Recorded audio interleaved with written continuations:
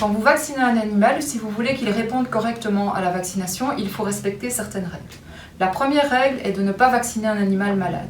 Quand l'animal est malade, son système immunitaire se concentre sur l'élimination de la maladie. Ça veut dire qu'il y met toute son énergie. Si vous vaccinez à ce moment-là, le système immunitaire n'a pas assez de ressources pour répondre correctement à la vaccination et vous risquez de vous retrouver avec un animal qui ne sera pas correctement vacciné. Le deuxième point, c'est le mode d'administration qui est indiqué sur la notice. Certains vaccins peuvent être administrés en local, comme de l'intranasal. Beaucoup de vaccins peuvent être injectés, soit en intramusculaire, soit en sous-cutané. Et il y a une différence entre ces deux modes d'administration. Lorsque vous vaccinez en intramusculaire, vous offrez au système immunitaire une grande quantité d'antigènes sur un petit laps de temps.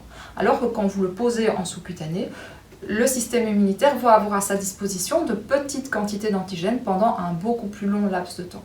Cela influence le type de réaction immunitaire et donc la protection de votre animal. Si votre vaccin est conseillé en intramusculaire, utilisez l'intramusculaire. Si c'est au sous-cutané, suivez la notice également et administrez-le en sous-cutané.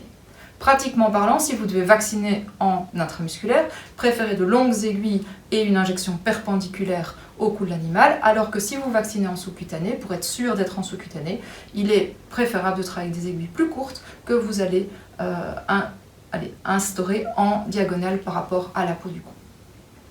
Troisième point, le schéma de vaccination. De nombreux vaccins nécessitent 2 injections en primo-vaccination. Et ces 2 injections doivent être faites à 3 à 5 semaines d'intervalle. Ce laps de temps est important. Pourquoi? Lors de la première injection, le système immunitaire a une première alerte et il va sélectionner et commencer à multiplier les bonnes cellules, les cellules dont il a besoin. Il lui faut un peu de temps, ce sont les 3 semaines minimales.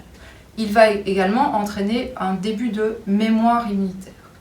Pour que cette mémoire immunitaire et pour que la réaction immunitaire soit correcte, il faut la fixer. Et donc on a besoin d'une deuxième injection qui doit avoir lieu à maximum 5 semaines. Sinon on perd la mémoire immunitaire et les acquis réalisés lors de la première injection. Donc quand on travaille avec 2 injections, il est important de respecter le délai de 3 à 5 semaines pour laisser le temps à l'immunité de se mettre en route et lui permettre de se fixer correctement. Quatrième point, la conservation. Un vaccin se conserve entre 2 et 8 degrés. Si vous dépassez les 8 degrés, avec les vaccins vivants qui sont fragiles et qui ont besoin de rester capables de se multiplier, en fait cette capacité de multiplication va diminuer avec le temps. Vous allez avoir de moins en moins d'agents vivants dans le vaccin, jusqu'à ne plus en avoir du tout. Et donc votre vaccin va perdre en efficacité au cours de conservation.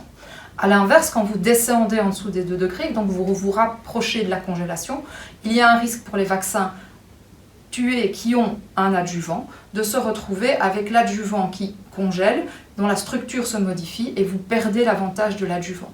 Donc le vaccin au frigo entre 2 et 8 degrés.